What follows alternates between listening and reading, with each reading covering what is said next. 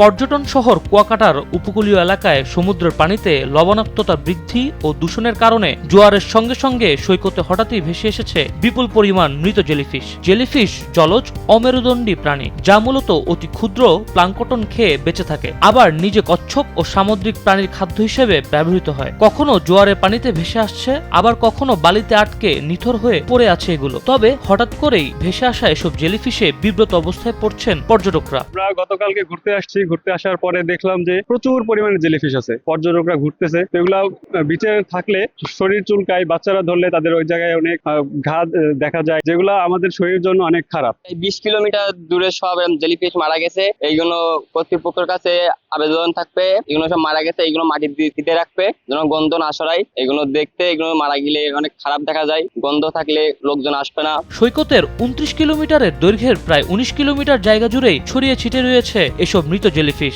জেলিফিশগুলো দেখতে অক্টোপাসের মতো হলেও স্থানীয় জেলেদের কাছে এগুলো লোনা নামে পরিচিত। জেলেদের উদ্বিগ্ন কণ্ঠ বলছে, সমুদ্রের জাল ফেললেই মৃত জেলিফিশগুলো জালে পেঁচিয়ে যাচ্ছে, এতে করে মাছ ধরাই বন্ধ হওয়ার উপক্রম হয়েছে। নোনায় যে ক্ষতি করে জেলেদের, এতে জেলেরা মনে করেন এরভাবে প্রতি বছরই মনে করেন 2 মাসের মতন জেলেদের কুলে বসে থাকা লাগে। নদীতে জাল ফালাইলেই নোনা এসে মনে করেন জাল ছিটে নিয়ে যায় এবং দড়ি কাছে যা কিছু কোনো কিছুই মানে না। এরা ময়লা ধরে, আর ওই যে নোনাটা বিষাক্ত, এরা গায়ে লাগলো চুলকায়। আর এই নোনাটা আসি এই মাঘ ফাল্গুন। এই 2-3 মাস ধরে অবরোধ দিয়েছে, আমরা বসা আনলাম, এখন কোনো মাছ ছিল না সাগরে। এখন কয়টা মাছ আল্লাহ পাক দিয়েছে, এখন কিন্তু সেই লাগে যে নোনা দিয়েছে, এই নোনায় আমাকেও জাল ফালা সব নিয়ে যায়। এই আবার চোখে মুখে লাগলে হ্যাঁ একালে জ্বলিয়ে ফুটে যায়, একালে নাবা শূন্য কায়দায়। উপকূলের ডলফিন নিয়ে কাজ করা স্থানীয় পরিবেশ কর্মীরা বলছেন, জেলিফিশের মৃত সামুদ্রিক পরিবেশের জন্য একটি সতর্ক সংকেত। মৃত জেলিফিশগুলো পচে সৈকতে পড়ে থাকলে পরিবেশের মারাত্মক ক্ষতি হতে পারে। তো এই জেলিফিশ গুলো আসলে বিষাক্ত জেলিফিশ।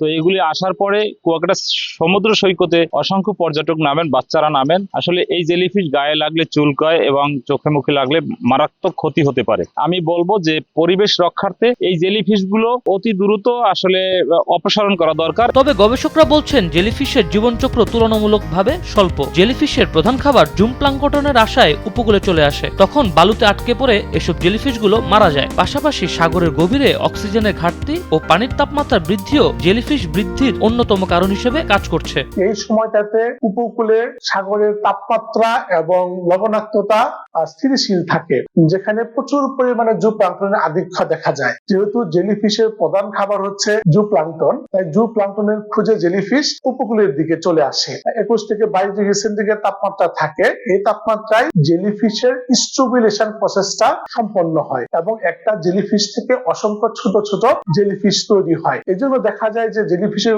আধিক্যের পরিমাণটা বেড়ে যাচ্ছে এবং জোয়ারের সময় জেলিফিশ যখন তীরে চলে আসে, তীরে বালুতে আটকা পড়ে অনেক জেলিফিশ মারা যায়। তবে সরকারের অন্যান্য দপ্তরের সহযোগিতায় মৃত জেলিফিশ নিয়ে সমস্যা সমাধান কাজ করার আশ্বাস দিলেন জেলা মৎস্য কর্মকর্তা। জেলিফিশের সংখ্যা যেহেতু বেড়ে যাচ্ছে বলে মনে হচ্ছে, জেলেদের জালে যখন আটকে যায় তখন জেলেরা এই জেলিফিশ গুলো ছাড়িয়ে ফেলে, তখন এই মৃত জেলিফিশ গুলো কুলের দিকে ঢেউ এবং স্রোতের কারণে আটকে যাচ্ছে। যে কারণেই হোক সেটা আসলে গবেষণা করা প্রয়োজন। গবেষণা করে মূল কারণ খুঁজে বের করতে হবে এবং সরকারের সংশ্লিষ্ট গবেষণা প্রতিষ্ঠান যদি গবেষণা করে গবেষণালব্ধ ফলাফলের ভিত্তিতে আমাদেরকে পরামর্শ দেন, আমরা সরকারের অন্যান্য সংশ্লিষ্ট যে সংস্থা বা প্রতিষ্ঠান আছে তাদেরকে সাথে নিয়ে এই সমস্যার সমাধানের জন্য কাজ করব। এর আগেও 2024 সালের মার্চ মাসে কুয়াকাটা সৈকতে এ ধরনের বিপুল সংখ্যক জেলিফিশ ভেসে এসেছিল। সে সময় কুয়াকাটা পৌরসভা ও জেলেদের যৌথ উদ্যোগে জেলিফিশগুলো বালুতে পুঁতে ফেলা হয়। প্রতি বছর পরিকল্পিতভাবে যদি সংশ্লিষ্ট কর্তৃপক্ষ সামুদ্রিক কচ্ছপ অবমুক্তকরণ কর্মসূচি পালন করে, তাহলে প্রাকৃতিক খাদ্যচক্র পুনরুদ্ধার হবে ও দীর্ঘমেয়াদে জেলিফিশের আধিক্য কমিয়ে জেলেদের ক্ষতির হাত থেকে রক্ষা করা সম্ভব হবে, এমনটাই আশা করেন পরিবেশবিদরা। নিউজ ডেস্ক, দেশ টিভি।